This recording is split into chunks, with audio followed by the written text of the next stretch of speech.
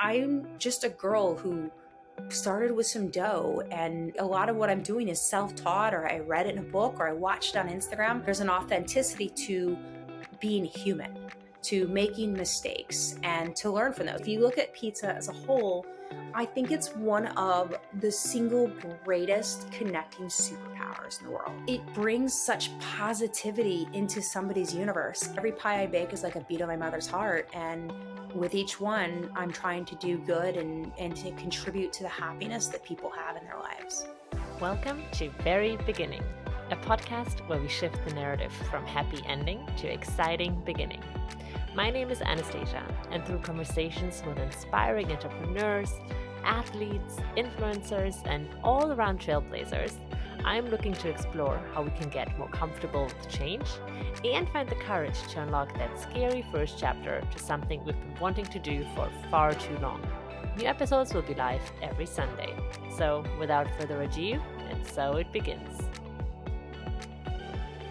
Miriam, let's take it from the very beginning. Welcome. I'm so excited to be talking to you today. Thank you for having me. I'm very excited to share my story with both you and your audience. Of course. Well, before we get into it, as kind of a form of introduction, what I like to do on this podcast, before kind of jumping into the laundry list of what a person accomplished, is to take a second and actually introduce someone by the impact they had. So you and I, we don't know each other personally. It's actually the first time we talk, but when I did a little bit of Googling about you, literally, after a few clicks, it was very evident that you have had a tremendous impact on people. Some of the things I found, and this is a quote, were things like, just when I feel like giving up on humanity, people like Miriam show up and remind me that there are good people still out there. Or this other lady who said, I can't get over how inspiringly beautiful this woman's mission is. Brought tears to my eyes. Such a beautiful person. Wish I lived nearby so I could try a pizza. Just like that last quote, pizza. It's all about pizza, right? You are a Pizzaiola. I hope I pronounced it correctly. Yeah, that's right. A lot of people don't even know that Pizzaiola is actually a term. A lot of people will say Pizzaiolo or just pizza maker. And I feel like using a word like Pizzaiola, it puts you at a different level. Like, I mean, let's be honest. When I was a kid, did I think I was going to be a pizza maker?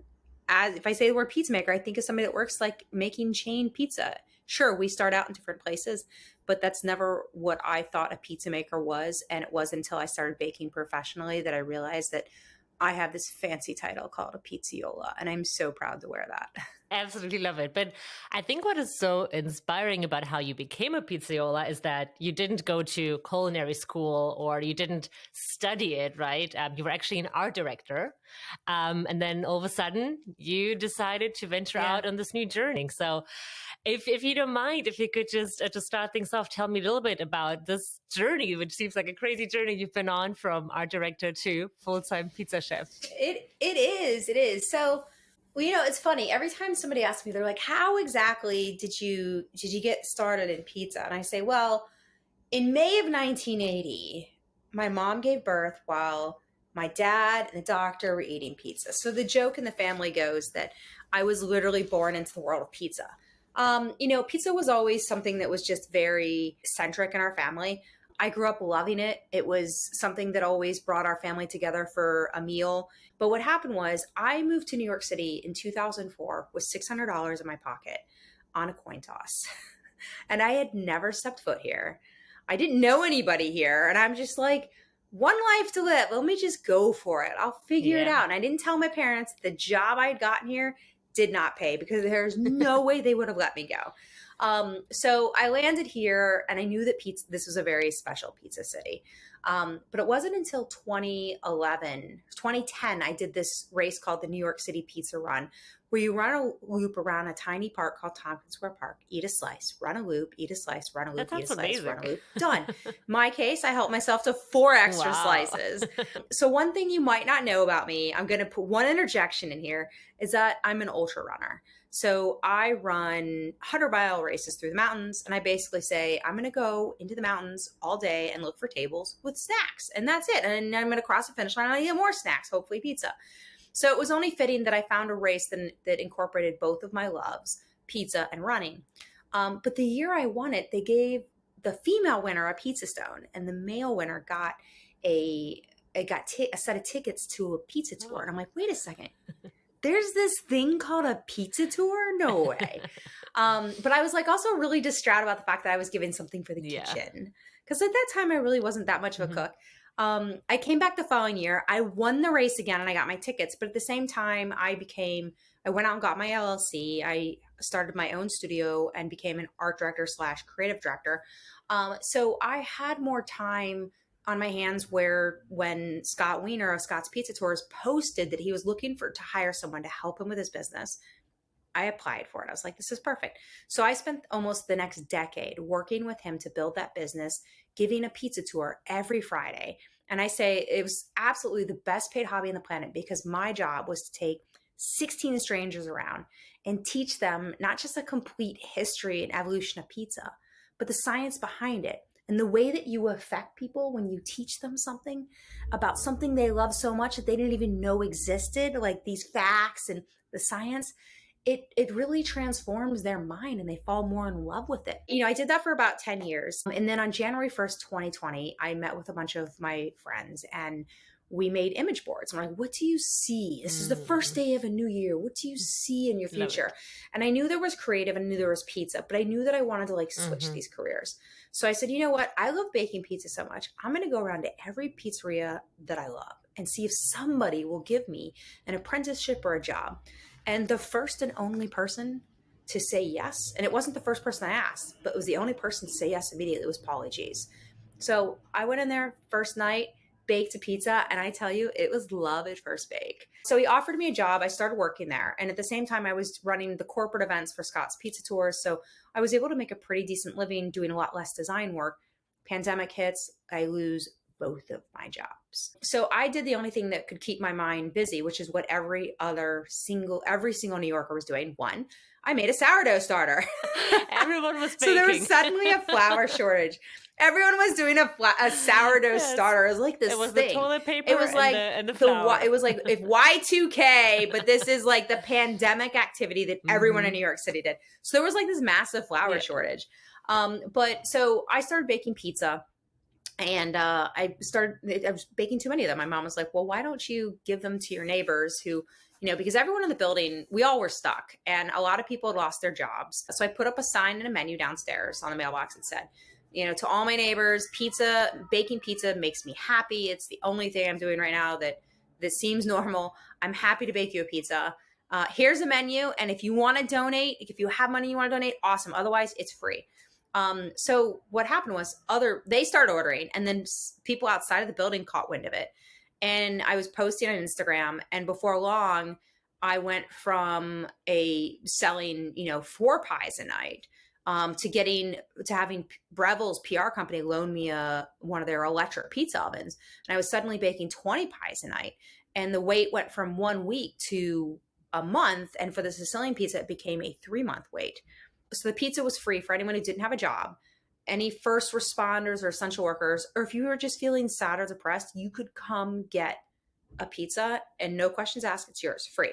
And so then you had all these people that were paying pies forward, and that's how I was able to pay for all the ingredients. I used an empty apartment in my building as my commissary kitchen and storage. But like it really was just like this massive community effort. But in the middle of the pandemic in 2020, both of my parents got COVID. And my mom, after 5 weeks being in the hospital, she was on a vent and she passed away. So that's why you always see the for mom everywhere. Everything I did, was inspired by my mom to like do good and to help others. And that's how she was in her community. She was very much a do-gooder. So I am essentially doing that with pizza, and it's just providing some sort of hope, some sort of light for people that might not be having, might not be doing well in life. So my hopes and my goals are to continue my mission. Right now there are 5 pizzerias owned by women in New York City, and my goal is to be number 6 out of 2,500. Wow. So you want to talk about breaking a glass ceiling? That's a huge one. It is doing what you can to I know, I mean, right? it's crazy. I would have never thought, like, of all the industries, why is that happening, right? It's also incredible that you kind of started this in your apartment, right? In Brooklyn, where you live, in a small kitchen. So, Hmm. was there at any time, you said you kind of used an empty apartment for storage, but at any time were you like trying to bake pizzas at friends' houses, or how can like someone visualize it almost, you baking all these like orders in your small kitchen? I mean, I assume it's small because New York kitchens are always small, but So I'm literally like I'm right next to my kitchen. Like my apartment is so small, my kitchen's right there. The TV's right there, the fire escape's right there, the bedroom's right there. So this is a very, very tiny one bedroom apartment. But all the baking started in my like tiny little conventional oven, home oven, and it had like two baking seals in there. And then when Breville's PR company loaned me the pizza, it's called the Pizzaiola oven. I was able to use an electric oven to bake Neapolitan-ish style pizza. And then from there, I started doing pop-ups, and I was offered a restaurant that wasn't in use. And I sold out every single night we were there in the space for about 3 months. And that's when I got the idea, like, I should just open a pizzeria. when you think about even what you said about kind of where it started, right? Like almost at your birth with the pizza, and kind of how it went through your life, right? Like always being there. It really makes you think that, like, yes, pizza is something that really brings us together, right? Like some of my best memories are like sitting with friends, eating pizza, and especially in New York, like for people maybe who have not been to New York or lived in New York, pizza is a really, really big thing in New York City. So when I also heard your story, and the question I wanted to ask you, which I think is Mm-hmm. also relevant for people even starting any other business, kind of with New York being such a pizza hotspot and there's so much Metropolis, like it's competition, like the metropolis. Yeah, I yeah. think everyone is, maybe even if they haven't seen it live, but is familiar with those pictures of people standing in front of these big pizzerias in line outside.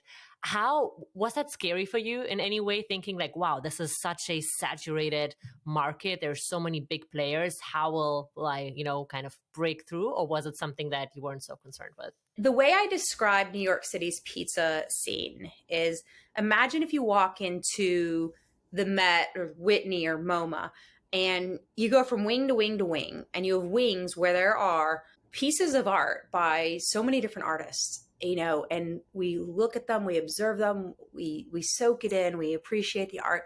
Well, the amount of pizza makers we have in New York City, it's just like one of those museums. Each pizza maker is a different artist. So the way I see it is it a competition? A little bit, but it's more about becoming a slice of the community where your pizza is different from your peer's pizza, but you guys are all in it together. So for me, am I going to support a friend's pizzeria down the street? Absolutely. Is that person going to support my pizzeria? Absolutely, because we're all in the same game. He and I are doing very different things. But at the end of the day, we're creating something that we're very passionate about, something we love. But to go back to your original question, how do I feel about competing against some of the top dogs in the industry? I say I'm honored to be by their sides. I'm honored to be considered in that category because, while a lot of these people either grew up in the industry or they went to a school or they were trained, I'm just a girl who started with some dough, and a lot of what I'm doing is self-taught, or I read it in a book, or I watched on Instagram. And I think that's where my audience really connects with me, is that there's an authenticity to being human, to making mistakes, and to learn from those. I remember the first time I did a live stream with one of my uni ovens, and I was like so excited to be showing off. I ripped the pie open and set the oven on fire. And I was like, Oh okay, this gosh. is how this is gonna work. It happens. And it was live stream. And if you look at pizza as a whole, I think it's one of the single greatest connecting superpowers in the world, because everywhere in the world, pizza is said the same way in every language. And it's one of these things that we all can talk about, whether you do have people that don't like it. And I think that's just because they haven't had good pizza. And I think it brings people together. So like world pizza, it's legit real. Absolutely. And I think I love so much about what you just said, especially about the burning and the oven. And I think it just shows, especially when we talk about beginnings, right? Like how messy it is and how like the opposite of perfect it is, and how important it is just like roll with it, right? Like, I mean, I don't know what you did to that live stream, but you must have been probably freaked Oh, there, out, right? yeah. I mean, There have been live streams where somebody was on their way to pick up my Hawaiian pizza, and the Hawaiian pizza is because it's called the Yum Yum. That's what my mom called me. My nickname was Yum Yum because of Miriam. But like, so there's this guy who'd been waiting a month to eat my Hawaiian pizza, and as I'm going out the door, I dropped it, and it's on live stream, and I'm like, Lonnie, I'm so sorry. Your pizza is on the ground. I can't serve it to you, buddy. I'm gonna have to give you a margarita. And I didn't have any, because like at that point I was limited by the dough balls. So if I only had 20 dough balls, and the thing is, I could not mess up pizza. And it was this whole thing is like, all right, if I messed up your pizza, then come by and your next one is free, or I'll make it up to you. But nobody ever took the free pizza. Like if somebody was donating for a pizza, they were like, I'm still gonna donate. And they got a good story out of it. They're like, oh, she dropped the pizza. There was one time the pizza did and it's I call it the failure to launch.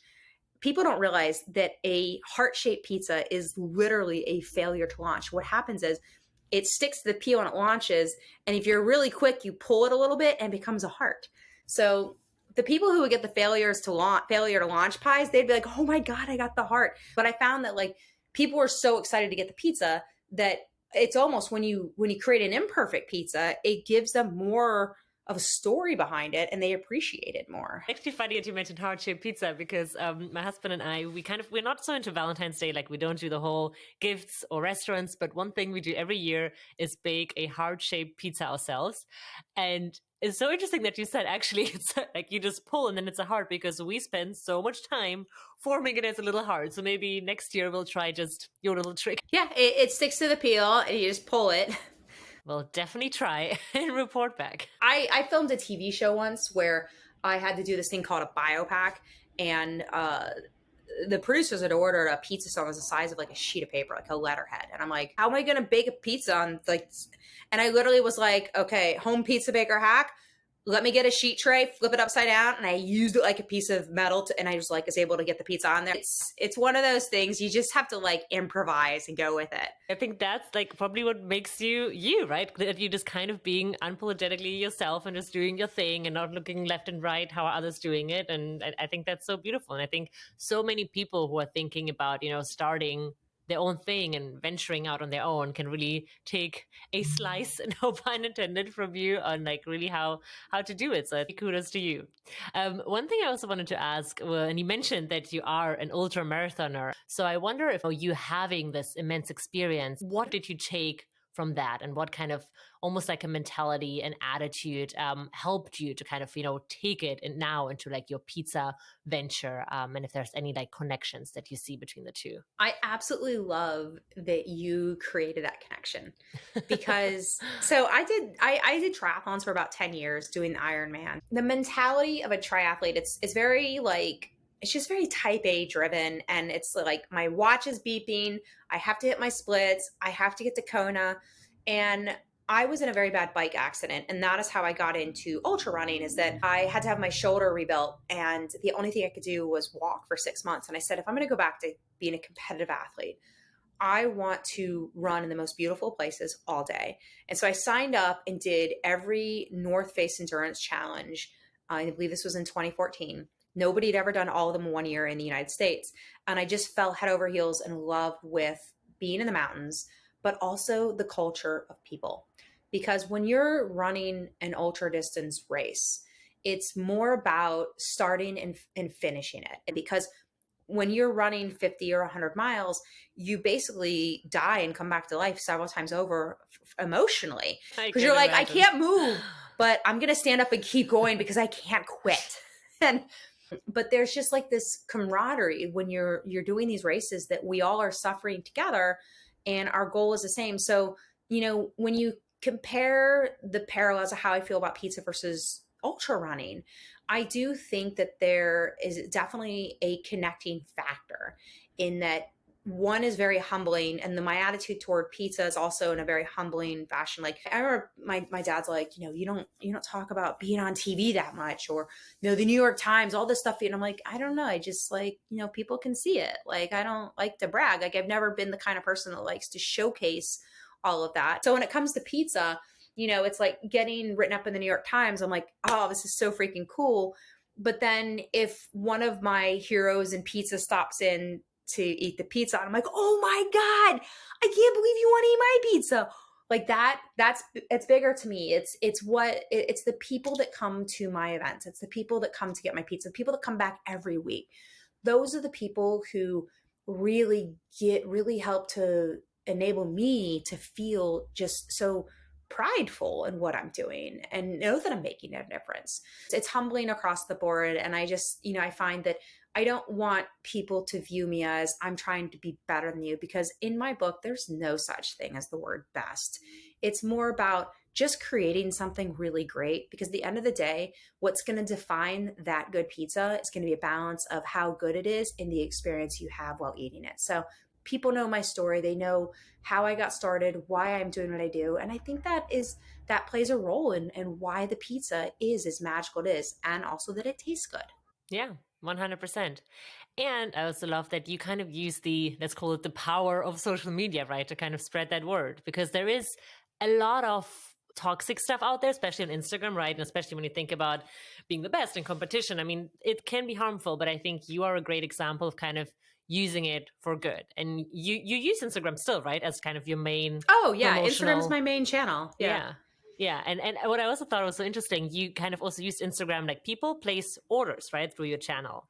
You don't Yeah. have like a website or a Well, I do hotline. now. They used Yeah. to, yeah. It was like when the thing on Munchies came out, and then I was on Kelly Clarkson, and I just would get like one day I got like 1,000 messages. So I would spend so much of my time reading every message, writing the person back to say, okay, what can I get for you? Let me put this on my, and I would always writing on a piece of paper, and everyone's just like, you're doing this in such an archaic fashion. I'm like, well, I am a little bit older. I'm not as savvy as these kids that you call Gen Z. I mean, I'm 42. But yeah, I have an online ordering system now that's a little bit better. It takes credit cards, allows people for the tip, and it's no longer on Venmo. I mean, Venmo was like, I don't know. They must have been like, what is this girl doing? I'm like, yo, I'm a dough dealer. So your ordering system evolved. Did you also change kind of your pricing and business model? Because kind of with that pay forward mentality and donation, is it still the same? Or is it like you set a price now? People know that there's the sort of I'm going to call it the grandmother policy, because why do we always say grandfather? Let's bring the women into this. Love it. So I'm going to call it the grandmother policy, which is, that if you don't have a job and you show up, you'll get a free pizza. If you have a friend who's depressed, you can send them over free pizza. Those people tend to donate for the pizza. I still allow people to pay a pie forward, and those are the pies I give out. So I know if there are homeless people around areas I bake, so I'll take pizzas and drop those off to people. So I do definitely have that. But now it's interesting. I've only ever had 2 people say to me that my pizza is priced too high. And my response is, I think it's actually worth more. I don't change, my price it'll fluctuate depending upon where I'm located. But I'm like, I am a pop-up. I'm not a brick and mortar. I don't have a liquor license. I don't have all these things that can offset the cost so I can reduce the cost of my pizza. But like, I'm literally a girl, like during the week, I'm in an Uber with all of my ovens and my dough. Like, I literally am on the go. And I think one of the challenges I've found as a pop-up pizza baker is that when people want to book a private party and I say, well, this is the cost. And they're like, but it's just pizza. Can you do it for a third of what you normally would? I go, no, it's not just pizza. I could write a book on the phrase, You but it's should. just pizza. Oh my God. I'm like, it's so much more than that. So I remember I did an event where the guy was like, we're gonna just charge $15 all in for your pizza, because I don't think they should be paying 22. And I was like, no, absolutely not. I brought my own POS system in. I charged what I want. I made sure that my staff got gratuity, because gratuity makes a big difference. And then the best part was when that person ate the pizza, dead silent through every single bite. And then he says, like, wow, that was really good. I go, that's why I charge what I do. So when I go into a brick and mortar, will the price come down? Absolutely. But guess what? The pizza that you're eating, that Sicilian, takes 7 days to make. So good for you that you know your value, right? And I mean, talk about handmade. Like literally, you were saying what some pizzas take like 5 days, 4 days for the dough to rise, and there's real quality behind it, right? It's not like a frozen pizza that you shove in your oven. I think it's great. It's funny that you say frozen, because my Sicilian pizza, it has to go in the freezer for 2 days as a par bake. Interesting. Yeah, that's actually part of the process, because what the freezing does is it captures this texture and this consistency that I'm looking for the person to experience. Well, wonderful. Before we wrap up, let's get into our final three, which is a little segment that I do at the end, kind of to recap what we talked about and really meant to be those three little quick takeaways. So, of course, feel free to answer in more detail, but it's meant to be kind of a quick question and answer thing. So first question is, what really helped you to go from that idea of I want to start baking pizzas for others to actually doing it? I think it was honestly the fear of failure, the territory of it being unknown, not knowing what I'm doing. And I think to start off doing something so badly and to push myself to new heights and beyond the limits of what I thought was possible. So the first time I ever made a Sicilian pizza, I mean, it was raw and I threw it away and I ordered pizza from another pizzeria. I read a lot of books on Sicilian pizza. And the second time I did it, you would have never guessed that I had baked a raw pizza. And I just kept going and going and just experimenting. But I think that's what it was. It's the challenge in being able to overcome the obstacles that were in front of me. And that was just no experience, just getting my hands full of the flour, the salt, the yeast, the water, the oil, and getting doughy. Yeah, no, I love that. And it's a perfect segue because my second question is, what was your biggest fear when you left your job as an art director and really started learning that craft of pizza baking?